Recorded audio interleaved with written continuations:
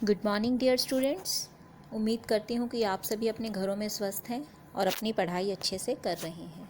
बच्चों, हमारा चैप्टर चल रहा था चैप्टर 15 प्रायिकता, जिसमें प्रायोगिक प्रायिकता के बारे में हम पढ़ रहे थे। अपने लास्ट वीडियो में हमने डिस्कस किया था कि हम प्रायिकता यानी P ऑफ E को कैसे निकालते हैं। अभिप्रयोगों की संख्या जिसमें घटना घटी है और बटे में अभिप्रयोगों की कुल संख्या। मैंने आपको बताया था कि जो हमें निकालना होता है वो हम ऊपर लिखते हैं और नीचे हमेशा कुल संख्या लिखते हैं। आइए इसी के ऊपर आज कुछ और उदाहरण हम देखते हैं। पहला उदाहरण देखिए। क्वेश्चन हमने लिया है एक बारंबारता बंटन सारणी। एक टेबल हमें दिया हुआ है जिसमें 38 स्टूडेंट्स का 38 विद्यार्थियों का भार बताया गया है, उनका वेट बताया गया है। ठीक है, देखिए जिनका वेट है 31 से लेकर 35 किलोग्राम तक, ऐसे कितने बच्चे हैं हमारे पास 9। जिनका वेट है 36 से 40 किलोग्राम्स तक, ऐसे बच्चे हैं 5। 41 से 45 किलोग्राम्स के बीच के वेट वाले बच्चे हैं हमारे पास 14। उसी तरह से 46 से 50 किलोग्राम्स के वेट वाले बच्चे हैं 3। 51 से 55 किलोग्राम्स के वेट वाले बच्चे हैं 2। 56 से 60 किलोग्राम्स तक है 1 बच्चा सिर्फ, और 61 से 65 किलोग्राम्स तक जिनका वेट है ऐसे 4 बच्चे हैं हमारे पास। ठीक है, अब हमें क्या करना है। फर्स्ट पार्ट में हमें प्रायिकता ज्ञात करनी है कि कक्षा के एक विद्यार्थी का भार अंतराल जो है वो 46 से 50 किलोग्राम में स्थित है। मतलब क्या हुआ, हमें पहले तो ये देखना पड़ेगा कि 46 से 50 किलोग्राम तक कुल कितने विद्यार्थी हैं। तो टेबल से हमें पता लग रहा है कि ऐसे विद्यार्थी जिनका भार 46 से 50 किलोग्राम के बीच में आता है, ऐसे विद्यार्थी हैं हमारे पास कितने बच्चों, 3। ठीक है, और कुल विद्यार्थी कितने हैं 38। तो प्रायिकता क्या हो जाएगी, जो हमें निकालना है वो ऊपर और बटे में कुल। प्रायिकता क्या हो जाएगी 3/38, क्योंकि ऐसे विद्यार्थी जिनका वेट 46 से 50 किलोग्राम के बीच में है वो 3 है और कुल विद्यार्थी हैं 38 यानी 38। तो प्रायिकता क्या हो गई 3/38 यानी 3/38। ठीक है।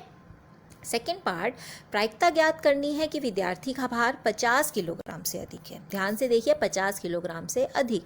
अगर आप टेबल पर ध्यान दें तो 50 किलोग्राम से अधिक का क्या क्या होगा। 51 से 55 भी 50 से अधिक है, 56 से 60 भी 50 से अधिक है, और 61 से 65 वाला वर्ग अंतराल भी 50 से अधिक है।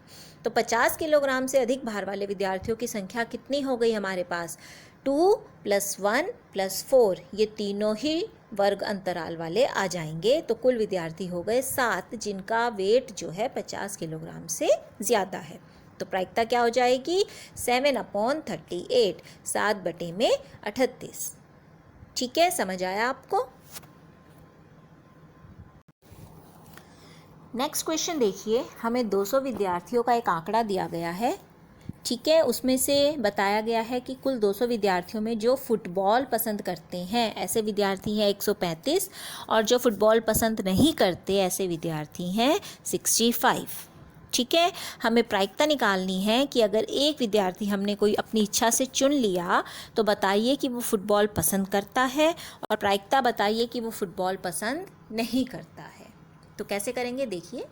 पहले तो फुटबॉल पसंद करने वालों की बात करते हैं। तो ऐसे विद्यार्थी जो फुटबॉल पसंद करते हैं वो कितने हैं हमारे पास 135, 135, और कुल विद्यार्थी हैं 200। तो प्रायिकता क्या हो जाएगी 135 बटे में 200। जो उसकी फेवर में है वो है 135 और कुल है 200। तो प्रायिकता हुई 135 बटे में 200।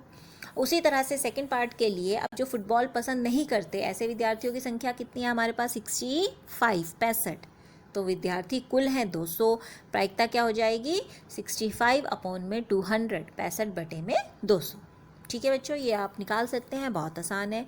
अब देखिए एक चीज़ यहाँ से हम नोट करें अगर, कि जब हमने प्रायिकता निकाली कि वो फुटबॉल पसंद करते हैं और प्रायिकता निकाली फुटबॉल पसंद नहीं करते, उन दोनों को हमने जोड़ के देखा तो 135 बटे में 200 और प्लस 65 बटे में 200। ठीक है, तो जोड़ने पर क्या आ रहा है बच्चों, ऊपर भी 135 + 65 क्या बन रहा है 200, 200 बटे में 200 यानी क्या आ रहा है 1।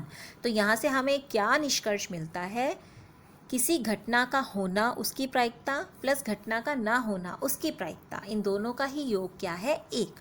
देखो, फुटबॉल पसंद करते हैं तो मतलब वो घटना घटित हो रही है, और फुटबॉल पसंद नहीं करते तो वो उसकी अपोजिट हो रही है, यानी घटना का ना घटना। ठीक है, अगर हम घटना का होना उसको हम ई से दिखाते हैं और घटना का ना होना को हम दिखा देते हैं ई बार से। ध्यान से देखिए, ई के ऊपर मैंने एक लाइन लगाई है, उसको बोलते हैं बार।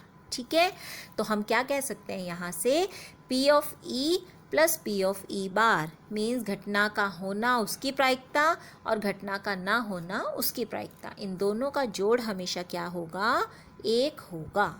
ठीक है। नेक्स्ट क्वेश्चन देखिए, 250 दिनों में किए गए मौसम पूर्वानुमानों में से 175 बार पूर्वानुमान सही रहे हैं। क्या मतलब हुआ, जैसे वेदर फोरकास्ट होता है ना, हम पहले से मौसम विभाग वाले बता देते हैं कि वर्षा होगी, धूप निकलेगी, क्या इस तरह से। तो ऐसे 250 दिनों का एक रिकॉर्ड बनाया गया और वो 175 दिनों का बिल्कुल सही आया। ठीक है, 250 में से 175 दिनों का जो अनुमान था वो सही आया है। तो हमें प्रायिकता ज्ञात करनी है कि एक दिन पर पूर्वानुमान जो था वो सही था, उसकी प्रायिकता क्या होगी। अब हम ये देखते हैं सबसे पहले, क्योंकि हमें सही पूर्वानुमान की बात करनी है, तो कितने दिनों पर पूर्वानुमान सही था हमारा, कितने दिनों पर जो वेदर फोरकास्ट था पहले से किया हुआ था वो सही था 175 दिनों पर, और दिनों की कुल संख्या जिनके लिए रिकॉर्ड किया गया था वो थे 250। तो प्रायिकता क्या हो जाएगी कि पूर्वानुमान सही था हमारा 175 बटे में 250। हम काट भी सकते हैं चाहे तो, और काट करने के बाद वो क्या आ गया, 7 बटे में 10। ठीक है। अब सेकंड पार्ट में हमें क्या करना है, एक दिन पर पूर्वानुमान सही ना होने की प्रायिकता।